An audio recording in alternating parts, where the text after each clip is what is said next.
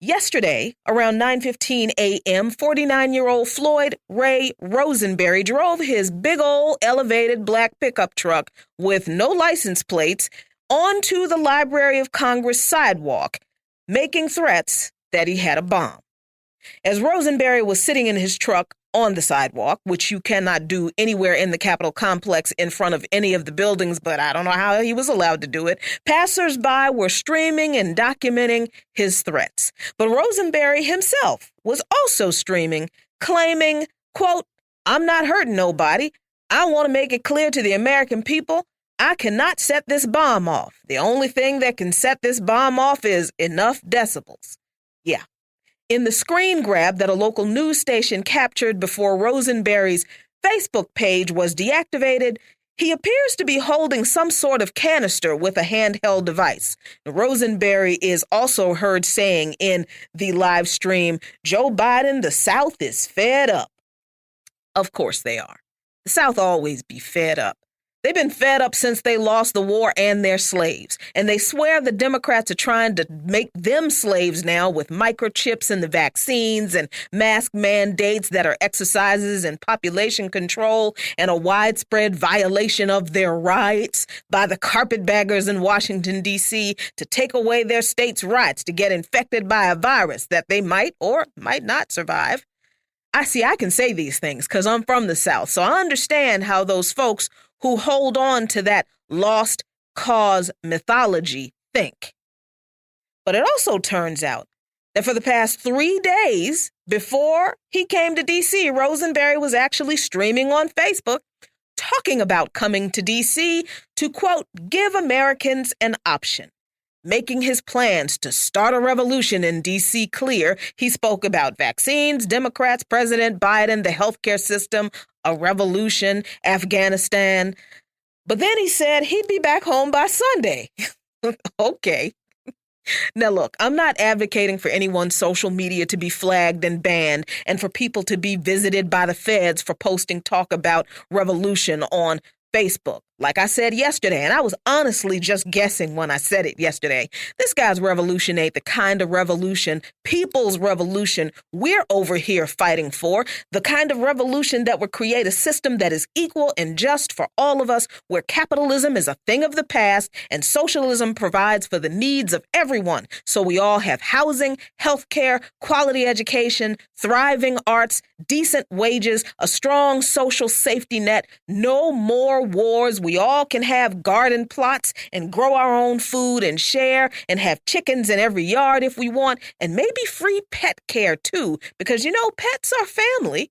Yeah. No, what I'm saying is that Black and other left activists have had their social media posts and pages restricted or completely deactivated for saying a whole lot less than "I'm going to D.C. to start a revolution and I'll be back for dinner Sunday."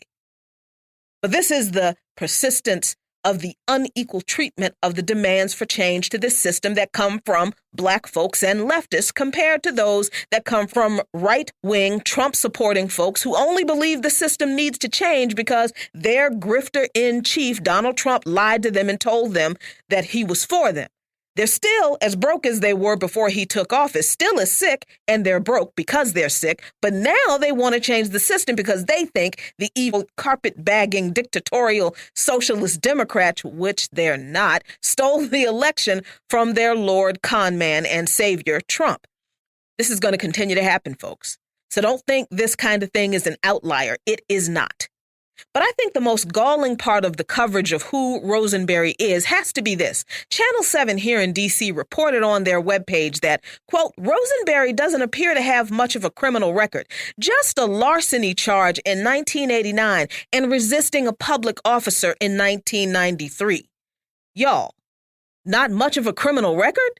Just a larceny charge? Michael Brown was killed by cop Darren Wilson in Ferguson because of an alleged theft of some cheap cigars at a convenience store, and I still question that narrative. George Jackson was sentenced to 1 year to life in prison for allegedly stealing $70, 70, from a gas station, and Jackson was murdered by the state in prison because he became radicalized and was telling the truth about the system and was radicalizing others to that truth. Latasha Harlins was shot to death by store owner Soon Jadu because she thought Harlins was stealing a $1.79 bottle of orange juice, even though Latasha actually had $2 in her hand to pay for it. Khalif Browder was sent to Rikers for 3 years for allegedly stealing a backpack that he didn't actually steal and that he was never convicted of stealing, ultimately committing suicide due to the unimaginable torture he endured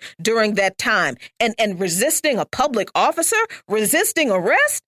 And he walked away alive, largely uninjured? Oh, come on, y'all. It reminds me of Miriam Carey, who U.S. Capitol Police shot to death in her car when nearly every news outlet claimed that the dental hygienist from Connecticut, who it was later revealed was suffering from postpartum depression, allegedly tried to ram through the White House security barrier. And basically, she deserved to be killed for threatening Capitol cops and the safety of the White House. Only problem was Carey, who was black, did not try to ram through any White House gate or White House barrier. The only barrier she banged into was the metal barricade that an off-duty Secret Service officer placed in front of her car, not to stop her from getting close to the White House now, but to stop her from leaving the checkpoint area, which she was clearly confused about because she had never been to D.C. before and she didn't know where to go. The media never corrected their narrative of Carey as an imminent threat to the Capitol, and the Capitol Police who shot her to death with her little girl in the back of the car got accolades in the media and a standing ovation in Congress. Once again, we see how the media is complicit in painting a sympathetic picture of white people who actually do make threats to others' lives or who carry them out, but dehumanize black people that the system has already run over like the bulldozer of human rights that it is. From the U.S. Capitol to the war in Afghanistan and all the ways it affects us, we are the ones who need this system to change because it is killing us. Follow Luqman Nation on patreon.com/LuqmanNation for lots of great content.